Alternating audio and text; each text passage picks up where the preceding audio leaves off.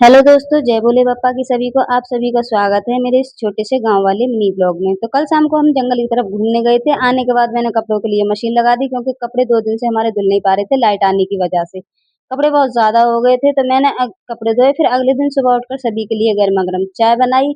इधर मम्मी भी आ गई थी नीचे से अपना भैंस का काम खत्म करके, साथ में लेकर आई थी पानी। हमारे यहाँ पर आरओ का पानी आता है, क्योंकि यहाँ का पानी पीने लायक नहीं है। फिर मैंने गरमा-गरम मम्मी को चाय दी थी, साथ में बिस्किट भी दिए थे। मम्मी बोली मुझे बिस्किट नहीं खाना, मुझे कड़वे-कड़वे लगते हैं। चाय देने के बाद मैंने दूध पिलोने के लिए मशीन लगा दी। इधर दीदी भी जग कर आ गई थी, यानी कि मेरी छोटी ननद। तो दीदी बोली भाभी मैं चाय नहीं पीऊँगी, मेरे लिए बनाना शेक बना दीजिए। तो मैंने उनको बनाना शेक बनाकर दे दिया। कपड़े भी चुके थे, तो मैंने सारे कपड़ों को छत पर ले जाकर सुखा दिए। कुछ खाट पे सुखाए, कुछ रस्सी पे सुखाए। कपड़े हो गए थे बहुत ज़्यादा, मतलब सारी छत घिर चुकी थी कपड़ों से। फिर मैंने खाना बनाने की तैयारी कर दी, तो सारा तामझाम मैं छत पर लेकर पहुँच गई।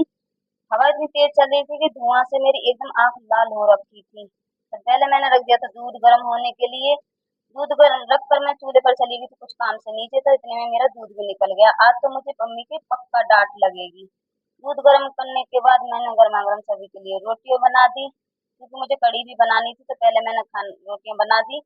इधर मम्मी भी आ गई थी। मम्मी वही बात बोल रही जो मैं अपने मन में सोच रही थी। मम्मी बोली कि दूध की मलाई तो तुम सारी निकाल देती थी, और घी कहाँ से जुड़ेगा। मैं कहा मम्मी पता ही नहीं चला, अचानक से निकल गया, मैं कुछ काम से गई थी नीचे। मैंने मम्मी से 4-5 जामुन लिए, वो खाने। फिर कढ़ी बनाने की तैयारी कर दी। उसमें नमक मिर्च डाले, बेसन घोला और चूल्हे पर रख दिया खदकने के लिए।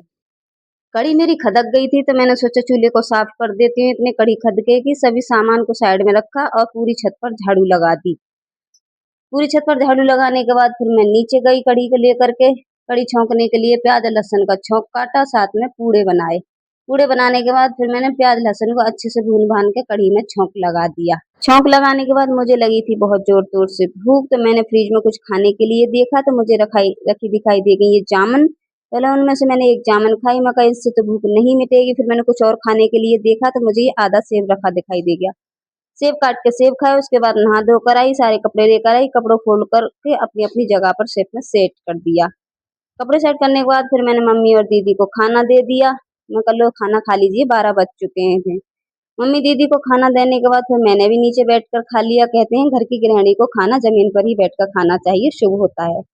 फिर शाम को हम बस सभी बैठे बतरा रहे थे। मैं कहा मम्मी लाओ आपकी चुटिया बना देती हूँ, गर्मी बहुत ज्यादा हो रही है। तो मैंने मम्मी की चोटी बनाई। तो ब्लॉग कैसा लगा कमेंट बॉक्स में जरूर बताना। मिलते हैं कल, तब तक के लिए राम राम जी।